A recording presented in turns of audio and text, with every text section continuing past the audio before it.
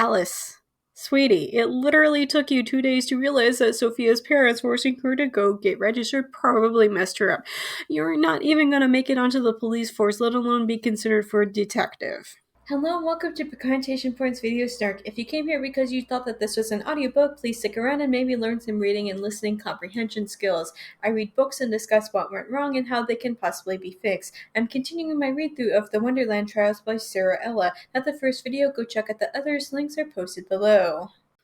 Chapter 21. Worth noting that this chapter is named Parties. Literally nothing has happened, even after Alice got to Wonderland, but sure, let's have a party. An unknown amount of time later, Team Heart goes to give their answer, but in the most formal, pretentious way possible. Literally all of the first page is taken up with them simply arriving. Insert my usual spiel of how I normally wouldn't mind this, but this book has no understanding of less is more, and this is annoying. Alice decides that as Chess is helping the girls down from the carriage, is the best time to start nonsense with him about his previous poor behavior. Chess feels like he's done nothing wrong, and for once, I'm in agreement with the guy on this. Alice has these weird expectations of Chess, and she's working herself up into a frenzy over literally nothing. Anyway, after the author has exhausted herself with this tiring romance subplot, we finally take a step back and Alice actually bothers to tell us what's going on. An hour earlier, they were invited to a tea party. The invite hinted at rescuing somebody, which confuses Alice to no end. Which I'd like to remind everybody that the book has not shut up about the danger aspect of the trials. I don't know why Alice is literally expecting a tea party. Either that or she's somehow gotten dumber than she was in the previous chapter. But 2 paragraphs of plot was apparently quite enough, thank you kindly. We then get an info dump about how they were brainstorming what the invite could mean while they created new outfits, except that their narration clearly cares more about Alice's dress than it does the actual plot, since more time is spent talking about the tool than rescuing them all. That having not been explained at all, we jump back to the present. Why the random time jumping was necessary is beyond me. Simply write in the beginning and stop skipping around, especially for only an hour. Blanche, she finds them, but Chess has wandered off, probably upset over Alice's endless string of meaningless insults. A voice tells them to come to the dance floor. The entire thing is a hexagon with doors all around it. Doors without walls. The voice tells them that they have an hour to finish a challenge, or else they'll lose a life point. The Heart team goes to their corner of the floor, and the narration literally counts them until the clock hits 0. When the clock hits 0, Alice kind of blacks out for a moment, and Jess has to wake her up. She struggles to remember what she's even supposed to be doing, and then she remembers the doors. She feels kind of angry that she was abandoned by everybody else, and then gets angry that she doesn't even have a key. However, much like everything else in this series, Alice's logic-based upbringing is a hindrance to her now. The solution to get through the locked doors is to simply wish them open. Alice struggles with this, much like everything else so far. Alice literally sinks to the floor and Chess yanks her out. He tells her to keep moving, that she won't sink if they keep moving. The 2 of them start to waltz since it's the easiest way to stay together. The first door that they get to is locked, which, yeah, no kidding. The plot hasn't wasted enough time here. Alice asks where the other teams are, since with 28 players in 8 rooms, there should be other people. Chess chides her for being grounded in real-world logic. As they continue to move, Alice thinks about the riddle left in the invite, which, now that they're actually doing the thing, obviously is starting to make a bit more sense. Alice tells Chess that they're in an escape room, which, wow! No Sherlock! Of course the goal of a room with quicksand instead of a floor is supposed to be escaped from! They decide that they need to go meet up with the rest of the members of the team in order of their cards. They're off to a great start with the ace and king. Alice deduces that the door marked with an 11 must be next, since the next card is the jack. But the door has no handle. This is simply to prolong the plot and force the 2 of them to keep dancing. They all decide that now's the best time to work through their differences. Chess says that he followed Alice to the Abbey. He'd been following her the entire time and never actually left. She asks why he'd pretended not to know her when they first got to Wonderland, but he doesn't answer. They get over to the door and Alice questions if this task is seriously as easy as opening a door. When she touches the wood, the door completely vanishes and she randomly decides that it was the correct answer. Chapter 22. On the other side of the door, they find not Jack, but Willow and Sophia. Willow is unconscious with Sophia crying over her. Sophia says something about there being no doors in the room. At this point, Alice realizes that the door she and Chess had come through has vanished. She also wonders if they messed up and caused Willow to be like this. Instead, she keeps shaking Willow as if the toughest of us girls is merely asleep. The toughest of us? Honey, Willow is barely a character at this point. In fact, you could remove the 3 lines Willow has said and nothing would freaking change in this book. Chess wanders away from the girls and over to an array of teacups, all in different colors. Alice checks Willow's WV, only to find that Willow has dropped down to 3.5 lives now, but while the second half is flickering, Willow isn't gone yet. Alice goes over to Chess, where they talk about the first riddle, where the answer was tea. But now they think that one of the teas was poison, and the longer it sits, the more potent it'll become. Now, obviously, I can't speak for Willow since we don't know what happened, but why the frick frack paddywhack would you randomly drink something in this situation? Are you stupid or do you simply have a death wish? Chess figures out right away that they can't simply start downing the mystery beverages, but the catch is that they think that the only way a door appears is whenever somebody drinks something, which is how he and Alice got into the room. They want to gamble that taking another drink will let Maddie in.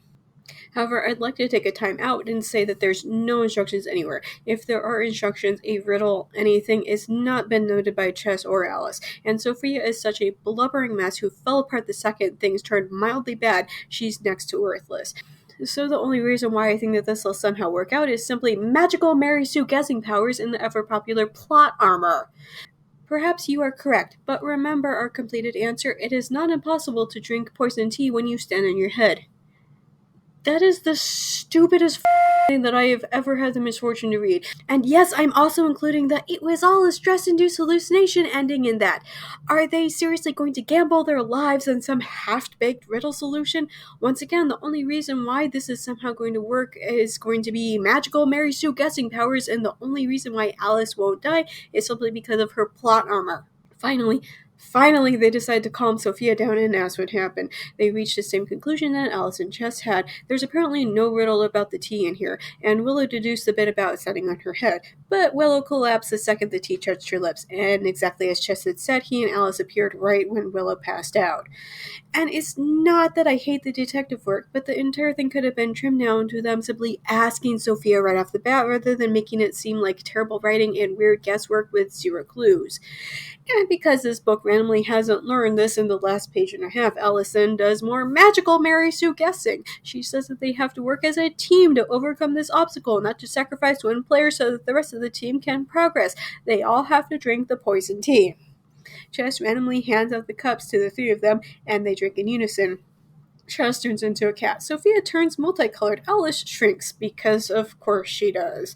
But exactly as I've been saying, this works not only in that the 3 of them haven't lost any lives, but that Maddie and Jack show up right then. They take stock of the situation, but aren't exactly quick about it. Maddie, with her magical tea powers, instantly knows what to do. Alice is fixed first, since she's so small that she's easily overlooked. After Sophia and Chess are fixed up, Maddie gives something to Willow, but by this time the second half of her heart had finally stopped blinking. But she's alive. Once Willow has been revived, a mirror appears with Knave in it. He's annoyed at having been left for last, but the others are quick to chide him that they've hardly been having a party. Somebody points out that they still have rooms to get through, but Knave is quick to tell them that since they were separated, most of the rooms have been solved. There's only one room left, the place where Knave was. As he leads them back to the mirror, Alice has a weird foreboding about Knave's behavior.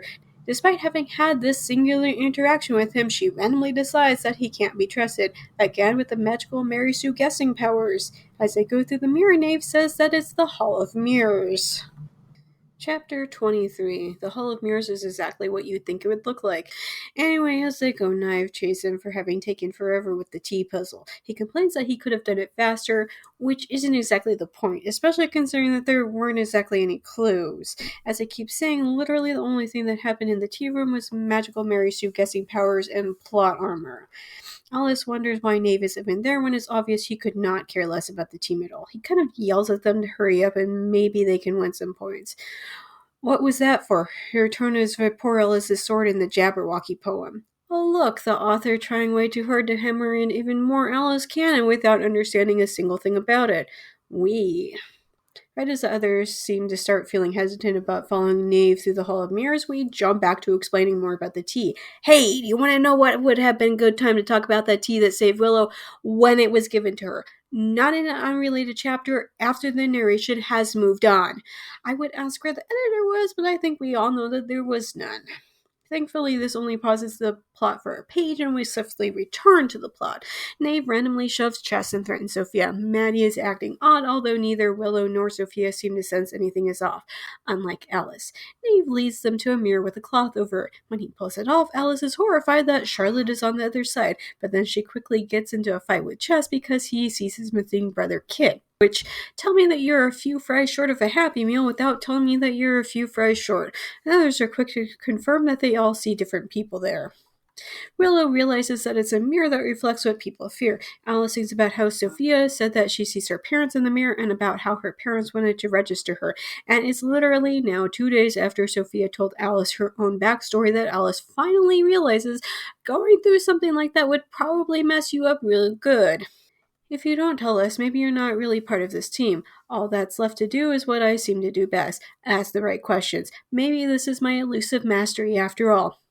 Alice. Sweetie, it literally took you 2 days to realize that Sophia's parents forcing her to go get registered probably messed her up. You're not even going to make it onto the police force, let alone be considered for a detective. Alice tries to ask Nave what he sees and then gets angry and calls him out when he refuses to answer, asks why he's even there. Then she uses more of what's quickly becoming this book's signature magical Mary Sue guessing powers to decide that the entire idea of the mirrors is that they need to work together and be honest with each other. However, the others act like her deduction is somehow Mensa levels of brilliant when all she did was take a shot in the dark with little context clues. She then tells them that she thinks that the reason why nobody has ever won a trial before is because they're all focused on themselves rather than winning it as a team. After all, there's a reason why they're cards and not something singular. But when she asks Nave if he's with them or not, he calls her out and basically says, "Every man for himself, F you!" Which, wow, buddy, nobody's forcing you to be here since you clearly hate it so much. Nave then brings up how Chess had been in the trials last year and some of the things that he'd done. Apparently, he ran away from a battle at the 11th hour and left his teammates hanging, and that Nave has a lot of bad opinions about Chess.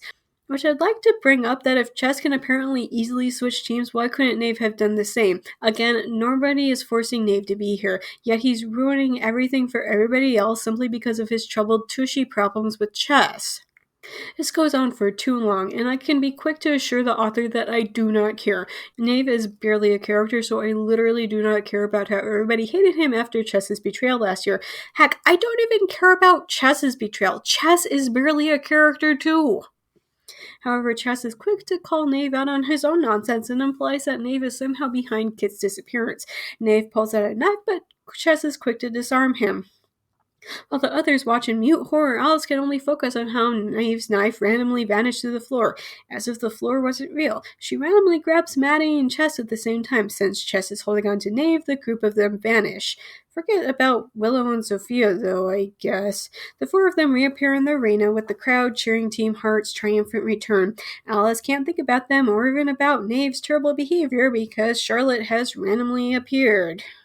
Chapter 24. It feels shallow compared to the ultimate relief I experienced at seeing my sister in the flesh again. Maybe if the author had actually wanted us to believe that Alice is glad to see Charlotte again, she should have made it seem like Alice was actually worried that Charlotte was gone in the first place. Despite Nave having screamed at them that they were running out of time, Team Heart was actually first to return. Team Spade comes back a moment later, followed by Club. As they wait for Team Diamond to reappear, Alice takes in the sour look on Chess's face. Alice finally has a single ounce of empathy and realizes that he's upset that Charlotte came back but not Kid. They look at the scoreboard where they see how many lives were lost that round. Obviously, Willow's singular life lost for Team Heart, but 2 for Spade and none for Club. When Diamond finally shows up, they find that they'd lost 3 lives, which is something that Blanche can't help but comment upon. Medics have to rush over and escort a poor Team Diamond boy away as soon as the team shows up. Alice spends a random moment once again being reminded that Charlotte is not only alive but with her again. She wonders why Charlotte couldn't have simply told her the truth. Blanche gives Team Heart bonus points for the ace not having lost any lives along the way, which, wow, how convenient that the magical bonus point person is also our main character. However, as Blanche dishes at the points, Alice notes that Chess is getting a lot of dirty looks from Team Spade, which he abandoned. The narration also briefly describes the trials that the other teams underwent, but the single paragraph is not enough to get me to care about it, so let's move on, shall we? In the end, this scores with Diamond in the lead, Clubs in second place for not having lost any lives, Spade, and Diamond. There's fanfare, and Mr. Spade comes around to congratulate the teams. As he makes his way towards Team Heart, Alice suddenly remembers that he's Charlotte's dad and that he hasn't seen his daughter in years. He asks Charlotte how life has been in the normal world and then how her relationship with Raving Hatter is. Charlotte says that her relationship with Raving is none of his business. When he asks if she's coming back for good, Alice describes Charlotte as having snapped at him, but instead of snapping, Charlotte simply says that when she found out that Alice was being invited to the trials, Charlotte had to act to keep Alice safe, in the most flat-toned way possible, which is the exact opposite of snapping. However, Charlotte then calls her dad out on his nonsense and says that considering how concerned he is acting over her now, he had never once tried to contact her. He says something like Wonderland is for wonders, and the self-centered brat that Alice is thinks that he's talking about her, but Charlotte is quick to dismiss her father after that. Not like I blame her, he hardly seems like Father of the Year material. Alice watches as people disperse after Mr. Spade leaves. She then notes Queen Scarlet looking around the room before her eyes land on Charlotte. Alice then realizes that they'd marked Charlotte with the W brand, although this drums up zero emotions in Alice. Then she is quick to dismiss the teams after that, saying that the next trial won't take place for another month. A month? Is this a joke? Nave doesn't follow them outside. Alice looks at his WV card and sees that his status is sleeping. The others give Alice and Charlotte their space, but the ride back to Team Heart headquarters is too short for any explanation, and Alice falls asleep against Charlotte's shoulder. When Alice wakes up, she's in her room. Charlotte is next to her. Alice tries not to rouse her sister, pulls in her robe, and goes to the main living area of Heart headquarters. There she finds the rest of the team crowding around the TV. Maddie pulls her down to sit with the rest of them. On the TV, a Wonder mother is crying over the return of a son who had disappeared during one of the trials, except that he'd only said a single word over and over since he'd gotten back: real. As Alice watches the news story, she's suddenly beyond grateful that Charlotte has returned to her once again. Thanks for listening to my Bookstuck on YouTube. New videos are up every Monday, but stick around because I sometimes drop random videos on other days too. Just as a reminder, even if you can't financially support me, there are other ways to help me out. The first is watching this video as well as all of my other videos. It's also important to like and subscribe. Finally, you can share this video with all of your friends so that they can help as well. If you're already caught up with all of my videos, you can go to Tumblr for my main book snarks, always free and updated every morning. And if you've read all of my main snarks, you can find even more snark on my Patreon. You can access it for $1 a month. Members also get early access to my main Tumblr snark. Special thanks to Dawn, Phoebe, and Nikki for supporting me on Patreon already. If you want to hear your name in my video next week, either support me on Patreon or make a one-time donation. Do you like my snarks so much that you want me to snark your writing? I do that too. For just $6 per chapter, I will tell you how awful that your writing is. But not to worry if you feel like you couldn't take the criticism. I also offer regular book editing as well, just 1 cent per word. You can contact me on any of my social media platforms if you have further questions. If you want to read some of the things that I've written, you can purchase my works on Amazon. I have a slew of erotic short stories and 2 full-length novels. I also frequently run flash sales on my stories, and if you aren't following me on any social media, you might want to do so just so you can know when I might be offering things for free. Links for everything will be posted below. See you next week, guys! A voice tells them to come to the dance floor. The entire thing